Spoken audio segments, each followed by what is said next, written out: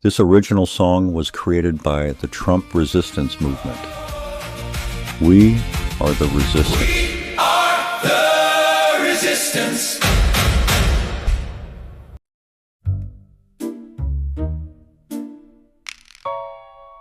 Trump's failed war lit the whole world red. Gas shot up, folks couldn't buy bread.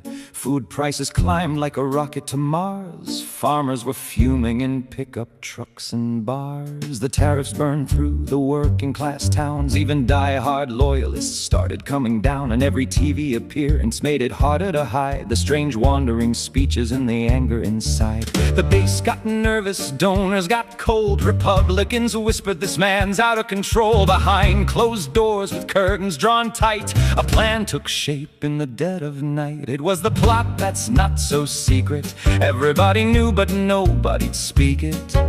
One by one they all agreed, save the party, save our seats. The knives stayed hidden underneath the grin, till the call came through and they all went in.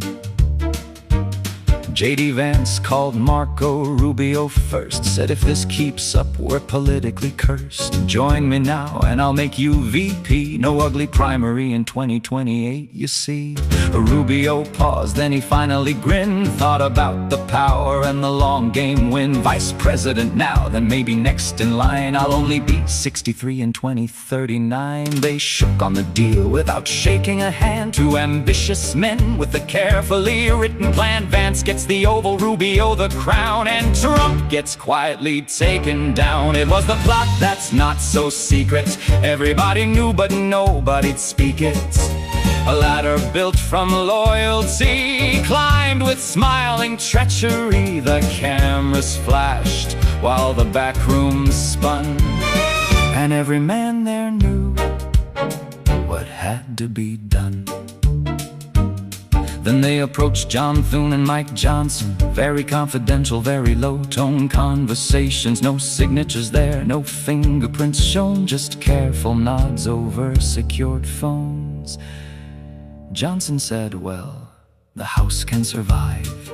Thune said, the Senate might stay alive. Neither man wanted Trump to remain, dragging the midterms straight down the drain. So Vance and Rubio counted the votes, measured ambitions and tightened throats. They knew what Section 4 required, a cabinet majority officially wired. Pete Hegseth came nervous and pale, worried his scandals would finally prevail. Vance leaned close and made it plain, sign with us and you'll keep your name.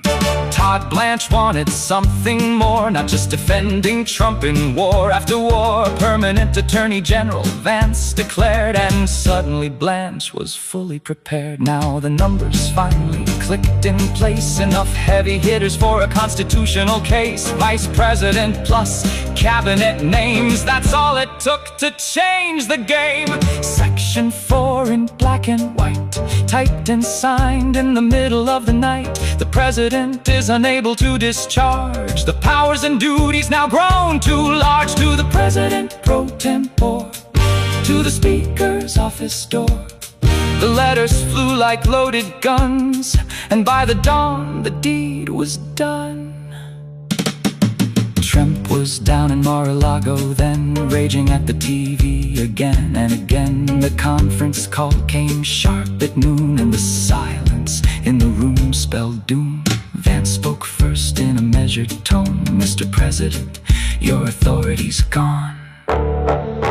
Rubio stared at the muted screen, while Hegseth wiped his hands clean. Johnson said little, Thune said less. Blanche avoided the legal mess. Trump screamed threats, pounded the desk, promised lawsuits, vengeance and arrest. But the papers were signed, the votes were there, and suddenly nobody seemed to care. The plane was grounded, the crown removed, and the party moved like nothing had moved. So ended the plot that's not so secret, a palace coup wrapped up neat and convenient. No tanks rolled in, no shots were fired, just ambition dressed in red, white and fire. And somewhere deep in the Florida heat, A gold-plated desk still bears the beat of furious fist from a fallen king who never believed they'd cut the string.